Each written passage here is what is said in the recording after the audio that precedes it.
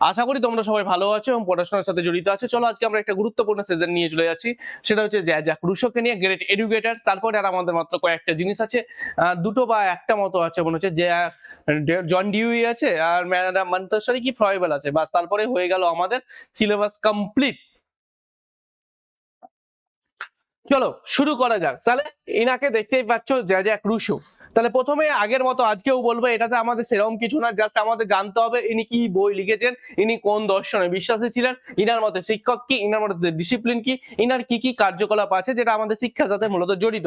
তো চলো শুরু করা যাক। দেখো, প্রথমে যেটা আমাদের জানতে হবে, জিন জ্যাক রুসো, অর্থাৎ জ্যাক রুসোর জন্ম কত সালে? 1712 সালে। প্রথমে আমি তোমাদের এটা বলেছিলাম এর আগের ক্লাসেও, যে স্বামী বিবেকানন্দ, রবীন্দ্রনাথ ঠাকুর এবং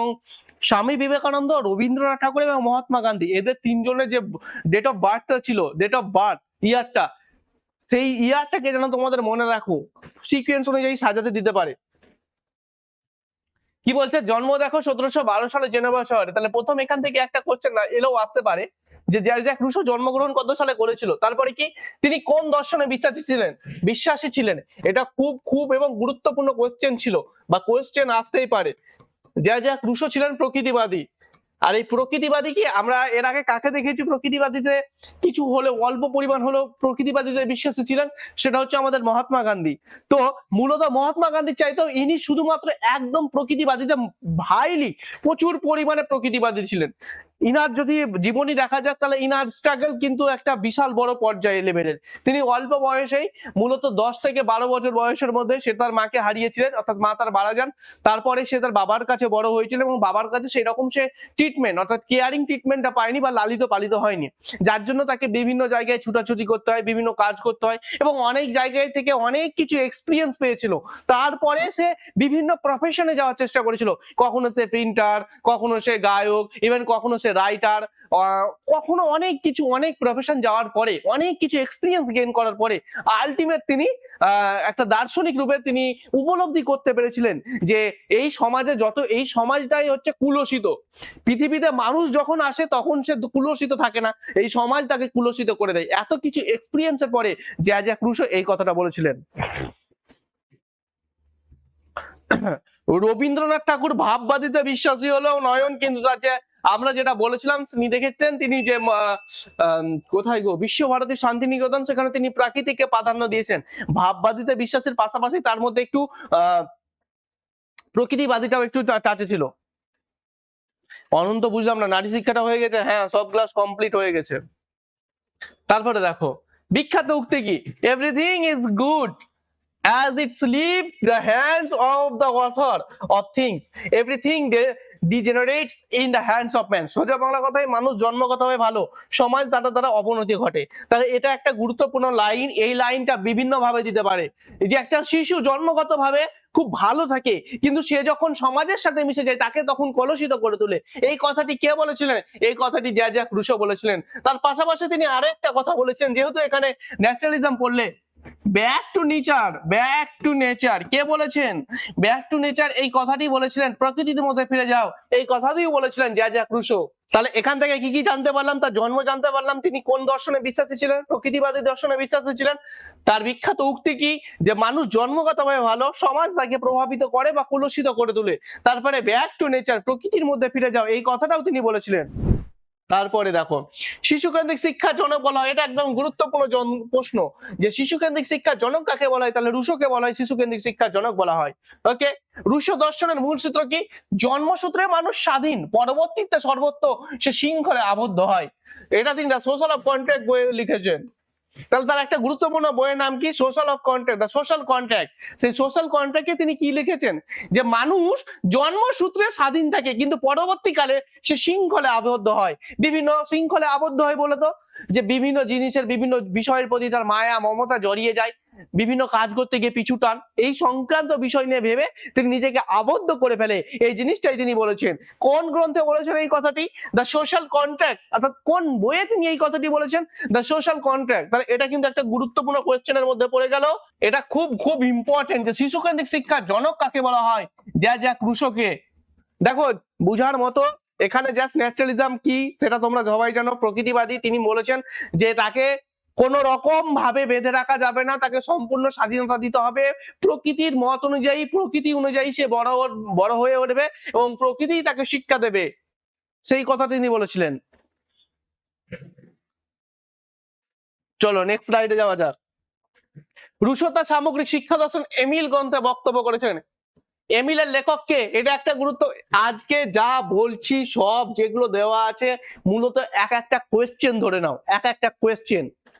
যে এমিল গ্রন্থের লেখককে, এমিল গ্রন্থের লেখক হচ্ছে রুশো। দেখো এমিলের যদি একটা গল্প বলা চলে, এমিল মূলত একটা রুশো লিখেছিলেন যেটা তার একটা ছোট বাচ্চাকে কেন্দ্র করে, এবং ছোট বাচ্চাকে ছোট থেকে বড় কিভাবে হচ্ছে এবং ছোট থেকে বড় হওয়ার পরে তার শিক্ষা কিভাবে দেওয়া উচিত, তার শিক্ষার মধ্যে কি কি পাঠ্যক্রম রাখা উচিত, সেই সকল বিষয়গুলো তিনি ব্যাখ্যা করেছিলেন।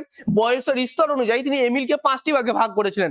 একটা লাস্ট ভাগটা ছিল মেয়েদের জন্য, আর ছেলের জন্য ছিল পুরো 4টা ভাগ। এই যে আমাদের বয়স যেমন পিএজের কগনিটিভ ডেভেলপমেন্টে পড়েছিলেন না, sensory motor stage, P operational stage, concrete operational stage, formal stage, তেমনই আমাদের বয়স বাড়ার সাথে সাথে যেমন শৈশবকাল, বাল্যকাল, কিশোরকাল, কৈশোরকাল, এই যে এই ভাগগুলো আছে না, সেরকম ভাগ করেছিলেন তিনি এই এমিল গ্রন্থে। এমিল নোবেলটি 5টি অধ্যায়ে বিভক্ত। দেখো এমিল কত সালে প্রকাশিত হয় এটাও একটা গুরুত্বপূর্ণ। দেখো আজকে যে কোশ্চেন গুলো বলছি সেগুলো কিন্তু খুব খুব ইম্পর্টেন্ট। এই দেখো শৈশবকাল, বাল্যকাল, প্রাক কৈশোরকাল, কৈশোরকাল, নারী শিক্ষা, এটা মূলত মেয়েদের জন্য দিয়েছিল। আমি প্রথম পর্যায়ে, এই যে 5টা পর্যায়ের মধ্যে 4টা পর্যায়ে ছেলেদের, একটা ছেলেকে নিয়ে, এমিল নামে একটা ছেলে ছিল, সেই ছেলেটাকে কাল্পনিক ভেবে সে একটা বই লিখেছিলেন যে তার বিকাশ কিরকম হওয়া উচিত, তার শিক্ষাটা কিরকম হওয়া উচিত, সেই ব্যাপারটা। স্যার বইয়ে 4টি পর্যায়ে আছে, হ্যাঁ রাত 4টি পর্যায়েই আছে, 4টি পর্যায়ে বলেছিল ছেলেটাকে নিয়ে, আর লাস্ট পর্যায়ে শুধুমাত্র একটা মেয়ের জন্য কথা বলেছিল। তাই তাই তোমাদের যদি কোশ্চেন আসে যে এমিলকে কটি অধ্যায় বিভক্ত করা ছিল, 4টি অধ্যায় দেবে। 4টি অধ্যায়তে ওই ছেলেটাকে কেন্দ্র করে যেটা ছিল না সেটা, আর 5টি যেটা আছে সেটা মেয়ের জন্য। একটু কারেকশন করতে হতো। দেখো প্রথম পর্যায়টা কি বলেছে, শৈশবকাল। শৈশবকালকে ইংরেজিতে বলা হচ্ছে ইনফ্যান্সি, আর বয়সটা কত, জন্ম থেকে 5 বছর। এমিলের এই যে 4টি পর্যায় আছে, এইখান থেকে কোশ্চেন খুব খুব ইম্পর্টেন্ট। ঘুরিয়ে কোশ্চেন একটু টাফ দিলে জিজ্ঞেস করে দেবে যে এমিলে তোমাদের হয়তো সিকোয়েন্স অনুযায়ী দিয়ে দিল ছকের মতো করে, এইভাবে match filling the match the সিরিজের অনুযায়ী ম্যাচ করতে বললো। যে ফার্স্ট পর্যায়ে ছিল এমিলে, তার বয়স কোন কত থেকে কত, সেকেন্ড পর্যায়ে এমিলকে কোন স্টেজ বলা হয় বা কোন সময়কাল বলা হয় বা কোন কাল, ওটা বাল্যকাল না কৈশোরকাল না বার্ধক্যকাল, সেইভাবে কিন্তু উল্লেখ করে দেবে। তাই এই জায়গাটা খুব ইম্পর্টেন্ট জিনিস। আপাতত বুঝতে পারছো কি আমি যেটা বলতে চাইছি?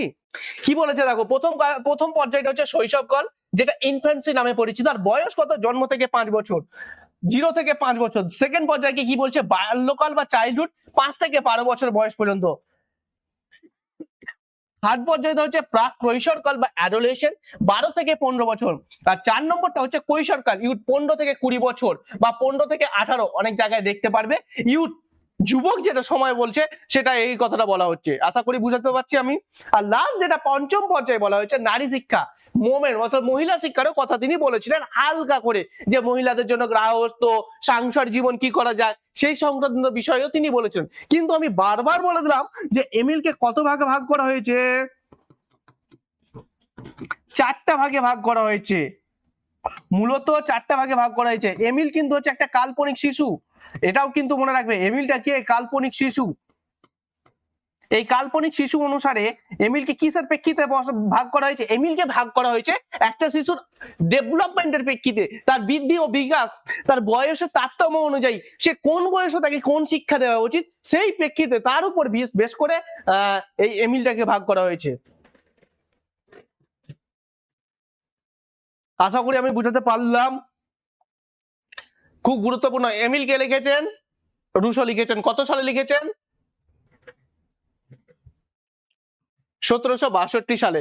তার ভাগগুলো কটা, 4টা অধ্যায় বিভক্ত হবে। প্রথম অধ্যায়ের নাম কি, ইনফ্যান্সি। দ্বিতীয় অধ্যায় চাইল্ডহুড। হয়তো বলে দিল যে এমিলের যে 4টে অধ্যায় বিভক্ত হয়েছে সেগুলোকে তুমি পরপর সিকোয়েন্স অনুযায়ী সাজাও, তখন তোমাকে উল্টো পাল্টা থাকলো। প্রথম হয়তো অপশনে থাকলো কৈশোরকাল, তারপরে দিয়ে দিল শৈশবকাল, দিয়ে দিল কৈশোরকাল, তারপরে বাল্যকাল। তাহলে তোমাকে এবার প্রথম থেকে সাজাতে হবে শৈশবকাল বা ইনফ্যান্সি, বাল্যকাল বা চাইল্ডহুড, প্রাক কৈশোরকাল বা অ্যাডোলেসেন্ট, তারপরে কৈশোরকাল বা ইউথ। ঠিক আছে, আশা করি বুঝাতে পেরেছি আমি।